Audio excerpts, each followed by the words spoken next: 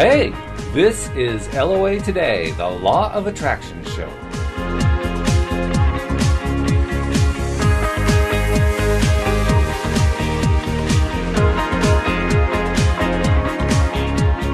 Welcome to LOA Today. My name is Walt Thiessen, and today is Tuesday, January 8th, 2013, our first broadcast of 2013. It's coming a little bit later than we originally planned, but we're finally here. We're finally doing it. And now that we're past the holidays, we thought it would be a good time to perhaps help people who are having a little trouble. Now, obviously, our listeners are from all around the world, so not everybody celebrates the Christian holidays. But for those who do celebrate the Christian holidays, we wanted to help you get past the Christmas blues. So that's the topic of our show today. And Louise, I know you've been giving a little thought to this. What did you come up with that might be helpful to people? Well, my thoughts were primarily for those in the northern regions of the world who are also in the midst of winter, some more so than others. We here in Virginia only had a little snow just before Christmas, actually the day before and the day after. But New England and other parts of our country in the northern climes have had a lot of snow. And that can bring on doldrums of its own along with post-holiday blues. My thoughts being that the weather's not going anywhere, the time of year isn't going to change. What has to change is the way we deal with what's going on around us, what's happened in the past, what's happening in the present, and how we're looking at the future. And, of course, from an LOA perspective, what we think of, what our beliefs and feelings are, is what's going to manifest itself. So the more positive we can be, the better our lives are going to be for us. Some of the ways to deal with the winter aspect I've found through experience. Living in Connecticut one year, living in a condo by myself, this is before I met Walt, we had a lot of snow that year. And basically my whole existence that winter was driving to work in the snow, navigating the roads and the crazy drivers, cleaning off my car, cleaning off my porch, my stairway, dealing with the snow's impediment of my getting places. And I got really depressed. And I think it was the little girls next door, through their behavior, reminded me that I wasn't playing with the snow. I was working or dealing with it. I wasn't having fun. So my advice to people is find ways to have fun with whatever's going on around you. Those of you who live in the snowy climes, get out and ski. If you're not into downhill skiing for the dangers or the equipment costs, try some cross-country skiing or some snowshoeing. Get out into the woods and see the beauty. Track the animals. When I say that, I mean you're going to find all kinds of animal paw prints and bird prints in the snow. There are books that you can get that will identify what you're seeing. This is a time of year when there's less danger of running into a predator in the woods of the four-legged kind. And it can be a wonderful and amazing experience because in most areas the woods are going to be quieter than the city streets that a lot of us have to deal with on a daily basis. If those kinds of things don't interest you or are more exertion than you want to put out, just go for a walk. One of my favorite things to do when I lived in Vermont was go for a walk in the evening. After the sun had set, a storm had passed, the air would be calm, there'd be no wind, the sky would be clear, and all my senses were heightened to what was going on around me. In that the first thing would be the intake of the cold air would hit my lungs and my nose. The crunch of the new fallen snow under my feet, I still love that sound as you walk. The smell of wood smoke, especially out in the countryside. People are burning wood fires in their fireplaces or to heat their homes. So you've got that smell of wood smoke. Here in Virginia, there's a lot of hickory trees. So people are burning hickory, which has its own wonderful smell. A little bit like barbecue because they use a lot of hickory wood in barbecue. Look at the stars in the sky. If you can find a snowbank to just lean against or lay down on and look up at the sky and enjoy the beauty that's there. While you're laying down, make a snow angel. If there are kids around, or if you're just a big kid, you can always make a snowman or have a non-violent snowball fight or build a snow fort, go sledding, any of those outdoor activities that make use of the snow for fun can really lift your spirits. Ultimately, too, what this all amounts to is, regardless of whether you live in a snowy climate or not, it's about finding out not finding out, but rediscovering what is already in your area, what is already part of your current day-to-day existence outdoors, and finding beauty in it. Right. Because that's really what the whole concept of positive thinking and law of attraction is all about. It's finding the good side, the beauty, the joy in the basic, everyday, common stuff around you, and then celebrating that joy. Knowing that the more that we celebrate it, the more that we find the beauty, the better our own feelings will be, the better our attitude will be, the better our mood will be. And miraculously, as our mood increases, as our sense of joy increases, also, so does the ability of the universe to deliver good stuff to us increase as well. We start to notice more stuff. We start to see more stuff coming our way. More of our dreams start to apparently be coming true. And all of a sudden it starts to, if you'll forgive the phrase, snowball. Well, it does. The action and attitude will perpetuate getting things moving in that positive direction. And as you said, more of that will be attracted to us. We'll have that choice to make. So choosing things that you enjoy. Think of, especially if you live in a warmer climate, what kinds of things do you enjoy doing any time of the year? What things bring you joy? And do more of that concertedly. Make a conscious effort. I've done it in this time of year, especially because I've usually lived in cold regions in the winter.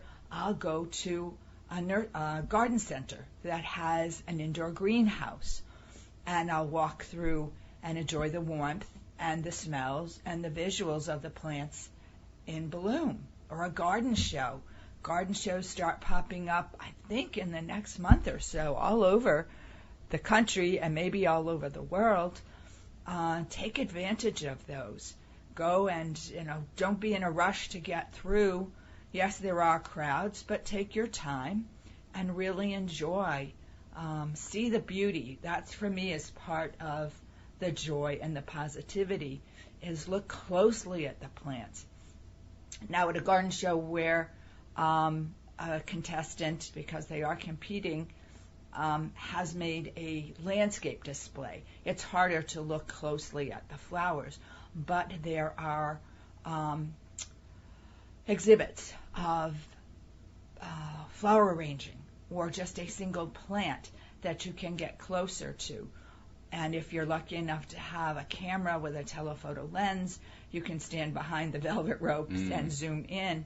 And for me, it's looking at the very details in the center of the plant, the tiniest details, to see the absolute beauty and symmetry and artistry of the plants.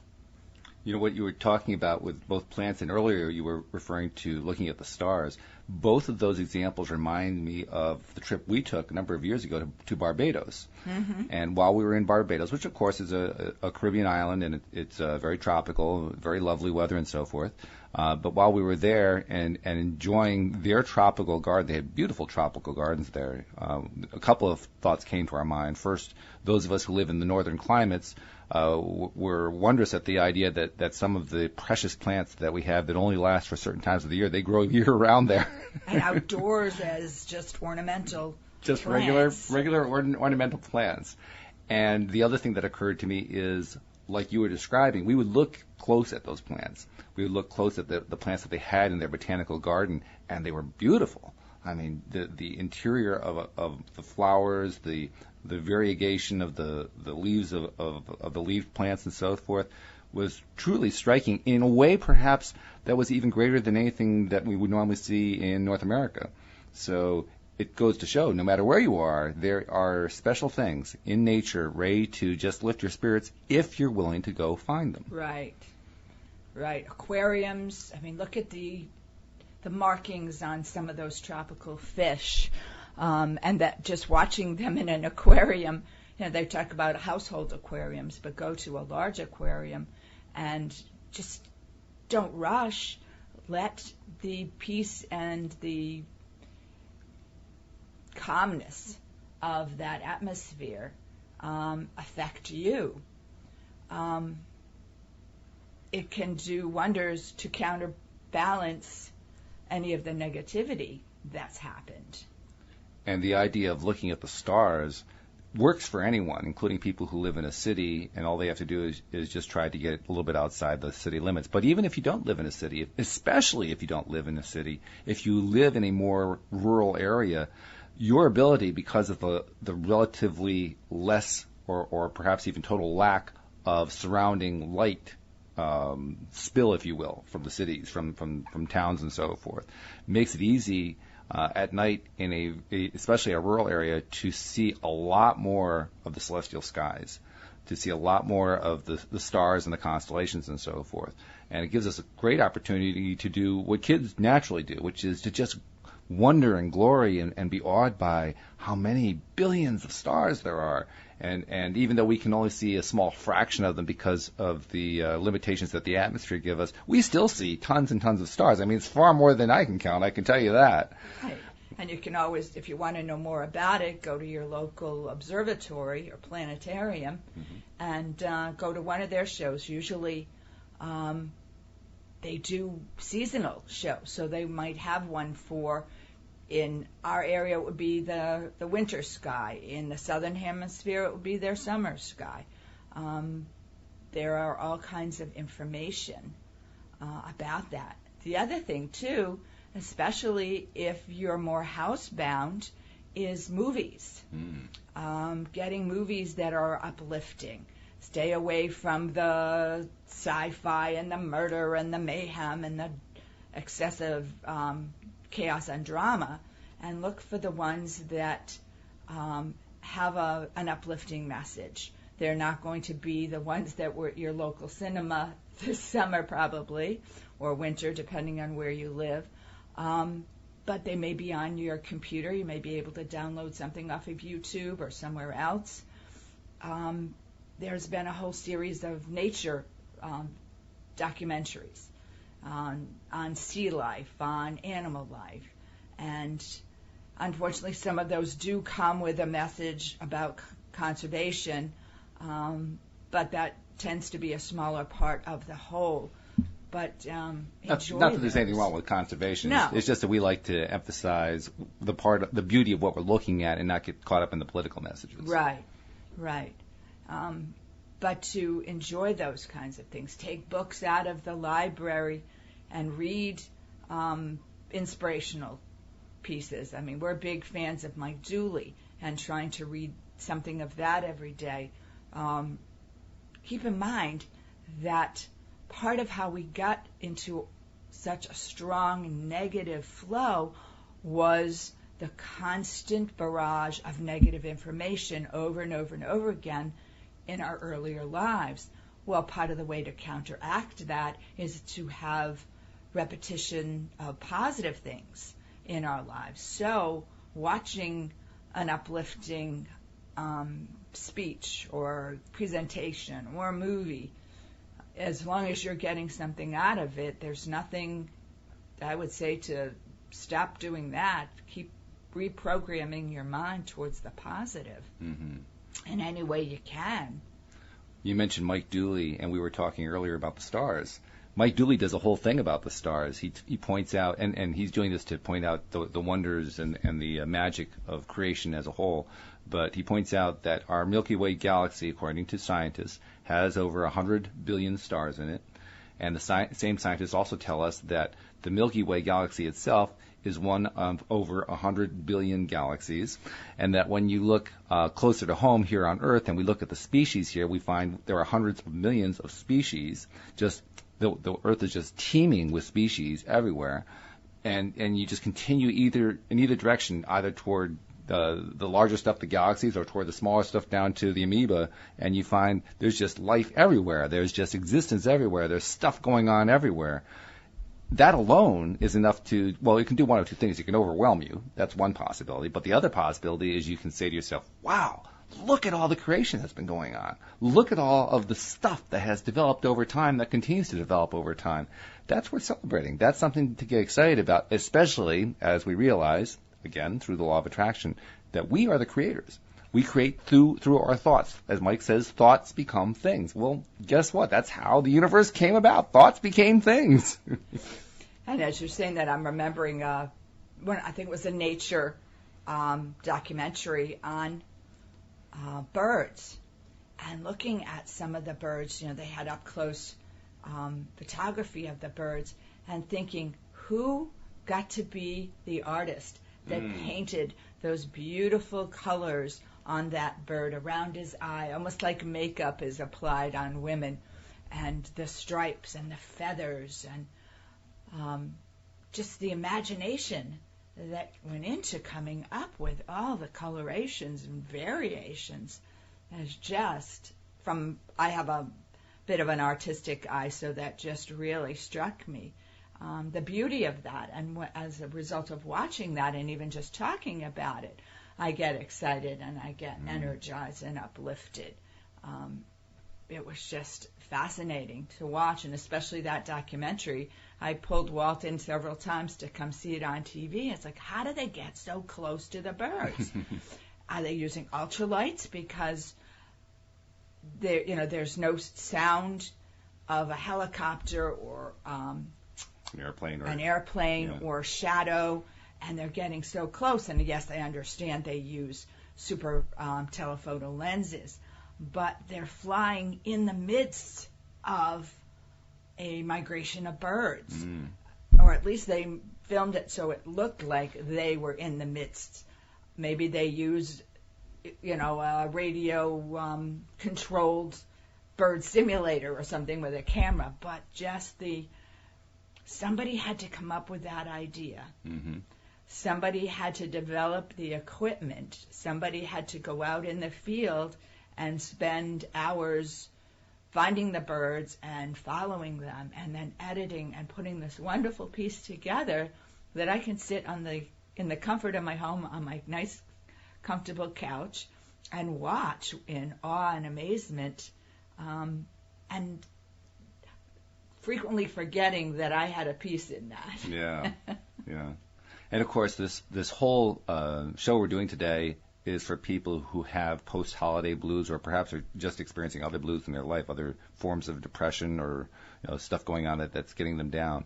One of the things that tends to happen when you're feeling depression, when you're feeling down, is it can be very hard to break out of it. Even when you know that you have to take steps, you have to focus on beauty and so forth, it can still be hard to give yourself that nudge. So I just wanted to take a moment to address that particular point. When I get myself in that place, and fortunately it's been happening a lot less, especially as we've been studying law of attraction more and more, but when I do get in that place, it usually helps to just find one thing, just one thing of beauty to focus on, one good thing in our lives, one thing to be grateful for, one thing to just, okay, for 5 seconds, for 10 seconds, for 15 seconds, I'm just going to focus on how that one thing feels good. And that's the starting point. And for us, and I think even just before we started the show, I played a piece of music that Walt and I both have as our ringtones on our cell phones. That really, I always dance, and I always feel better when I listen to it. And almost everyone within our listening area, because they're on their computer or their iPhone or iPad or whatever, has access to music. And as most of you know, music is the great stimulator of emotion. It can take you on quite an emotional ride depending on the music you choose. And we choose primarily uplifting music that makes us happy, makes us dance, makes us smile.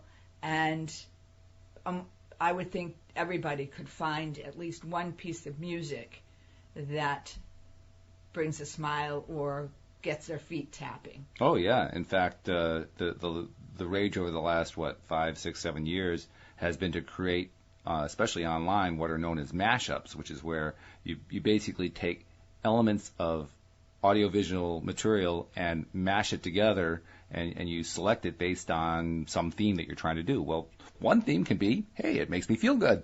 And indeed, that's something that each of us have tried to do. I've done it actually perhaps a little bit more, but I've actually put together a list of songs that always make me feel good. They make me feel up.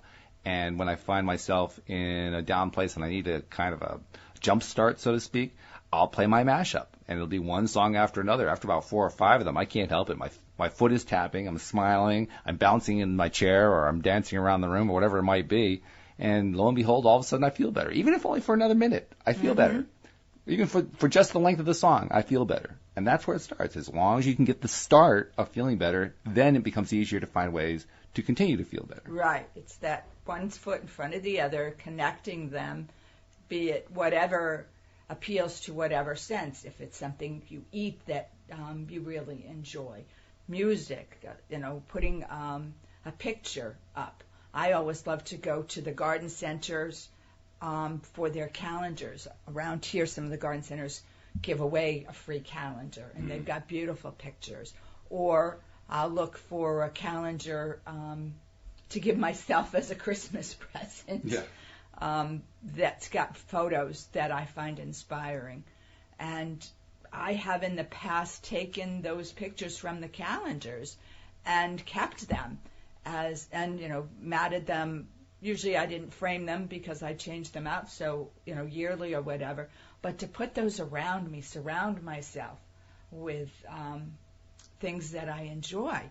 Just looking around my environment here, I see a picture I bought at a yard sale, I think, which is a very long bird feeder. It's one of those long tubular bird feeders, and it's by the Nature Conservancy. So it's got pictures of all kinds of different birds, colorful birds, feeding at that feeder, probably birds that don't naturally live in the same area. Yeah. But it reminded me of, I think it was 2 or 3 winters ago, we knew we were going to have a bad storm. And I went to the hardware store to get a second shovel, because if both of us were going to be out there, we needed 2 shovels. And they had big 20-pound bags of bird seed on sale for like $4 or $6, something ridiculous. I remember. So I said, well, gee, if the snow's coming, the birds in our area aren't going to be able to get to their food supplies. At this price, I'm buying a big bag of food. And I would tromp out to the bird feeder, and then when the snow got too high, I just put dishes out on our little deck off our dining room. And our dining room has floor-to-ceiling, or almost floor-to-ceiling French doors. So if you're sitting in the living room, you can see through to the deck, and if you're sitting in the dining room, which is where Walt works from, you can see the deck. And the birds would come, and it was entertainment to watch them. It was. And the funniest thing was, and it's happened more than once, so we know it's not just a fluke, when that dish of seed got empty, the birds came and tapped their beaks on the glass windows of the door. As if to say, hey, you're supposed to bring us more seed. Where's the seed? And they did that 2 seasons in a row. I think the second year, I'm not sure we'd even put the seed out yet, but there was snow in the ground, and they came to the door looking for their seed. So I had to go dig it out because we hadn't used it all up and put the seed out for them. So that just made my day.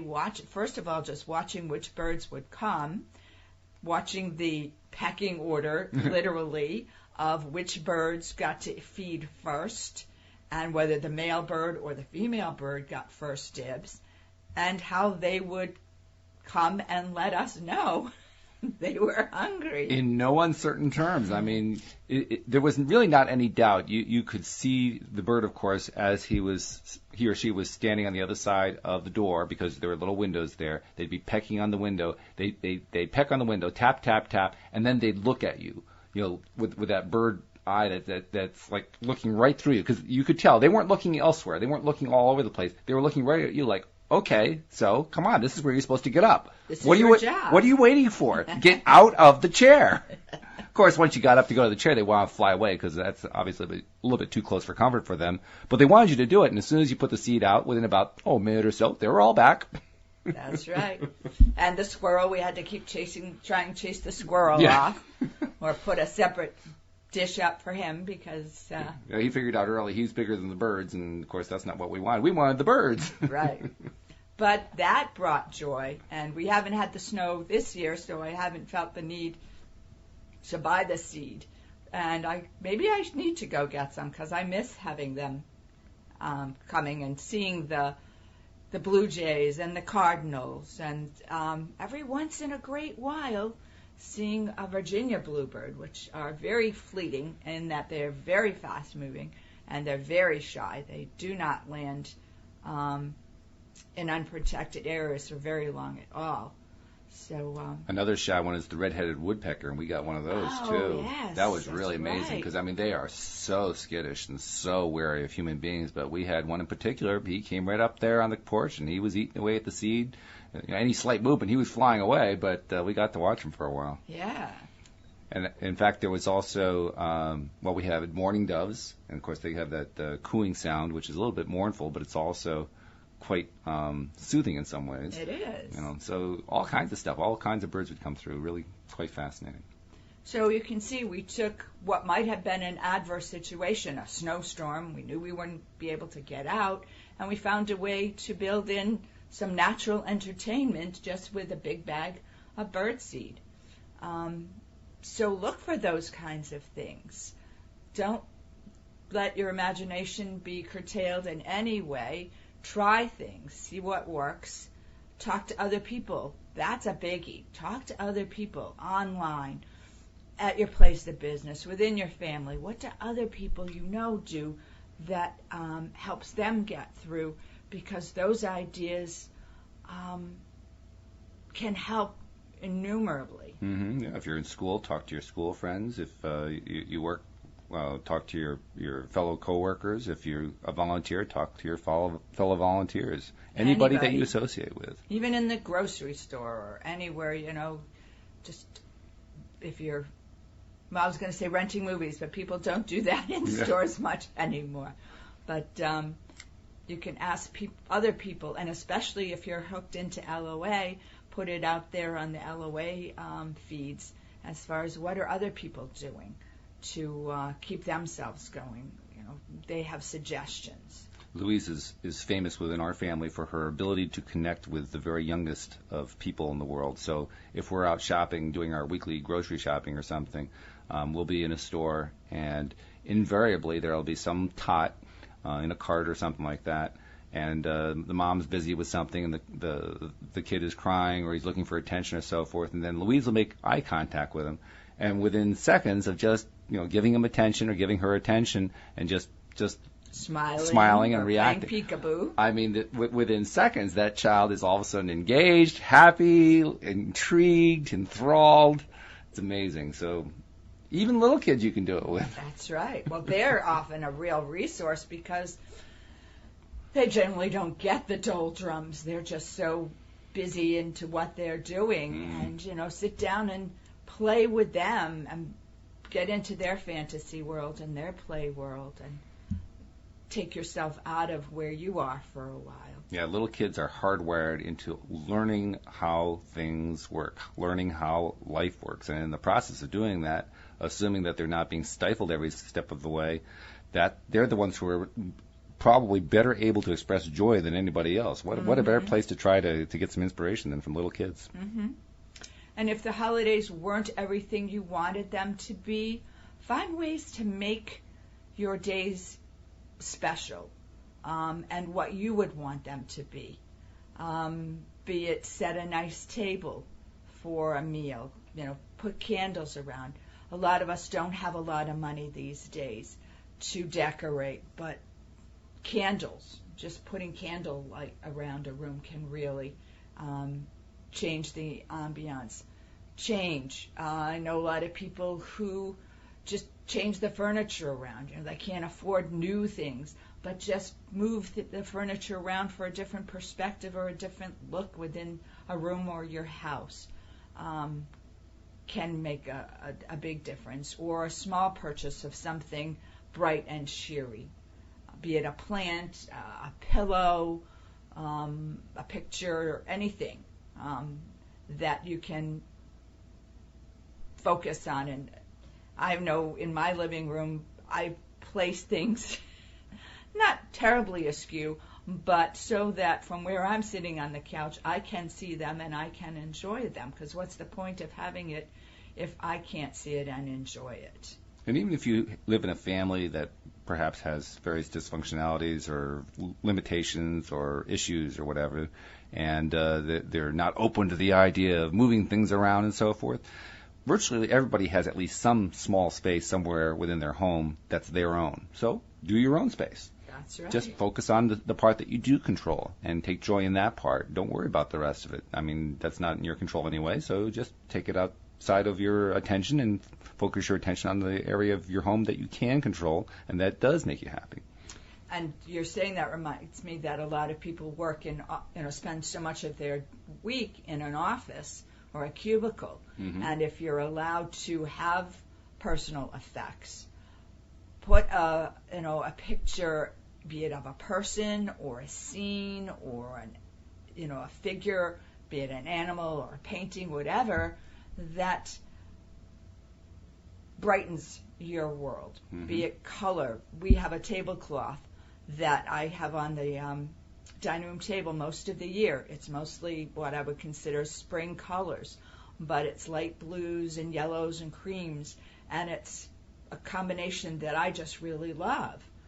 And I will have that on the dining room table most of the year, even though it's not the season for it. I don't care, because looking at that makes me feel a sense of joy and lightness of heart. So even at the office, if you can bring, even if it's just one little item, and if you can't have it out on your desk, maybe it's in a drawer that you can pull the drawer open and give yourself a quick jolt of joy. Whatever it is. Surreptitious joy. Well, it's funny because I came home from work the other day and I couldn't wait to show Walt. Spreading Joy is one of obviously it's the theme song to our show, and it's part of what we're trying to incorporate in our lives. And we did a Secret Santa gift exchange at the place where I work, and my boss was my Secret Santa. To those of you who aren't familiar with Secret Santa, you put the names of the people that work with you in a hat or in a container, and everybody picks one, but it's done secretly. Nobody knows who the other person has picked, and you buy a present for them. And my Secret Santa was my boss, who does know that I love jewelry making, and she bought me a gift card to one of the local craft stores. Well, I was tickled pink when I opened up the gift card, because what was on the front of the card, not emblazoned was the name of the store, but the word joy in Christmas. I think the O was a wreath. I'd have to go and look, but it was bright metallic colors. And I said to Walt, when I have used the money on this card, I want to keep the card. I don't want to discard it, because it's a reminder. Yeah, it's right in my pocket that I can flash to somebody else, or I can just look at it myself to remind myself to spread some joy, even if it's just spread it over myself. Well, on that note, we've covered quite a bit here. I think hopefully we've given listeners some ideas if they're finding themselves in the doldrums, so to speak, ways that they can get out of it. Anything that we want to throw in as a last-minute thought before we're done here, or shall we just call it a show?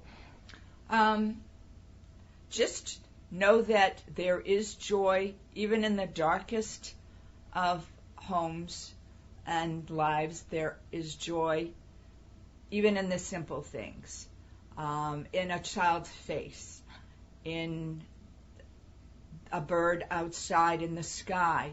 You don't even have to pay for much of the joy that the world has to offer. You just have to be willing to open your eyes and see it and take it in, and then piece one joyful moment with another and connect them.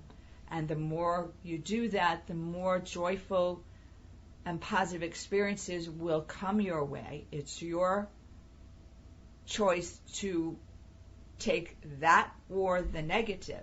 So decide which you want to have in your life and watch the abundance of that and other things start to unfold in front of you, and rejoice in that. Absolutely right, because that's where abundance starts. It starts in happiness and joy. We'll see you all next time here on LOA Today. Goodbye, everybody.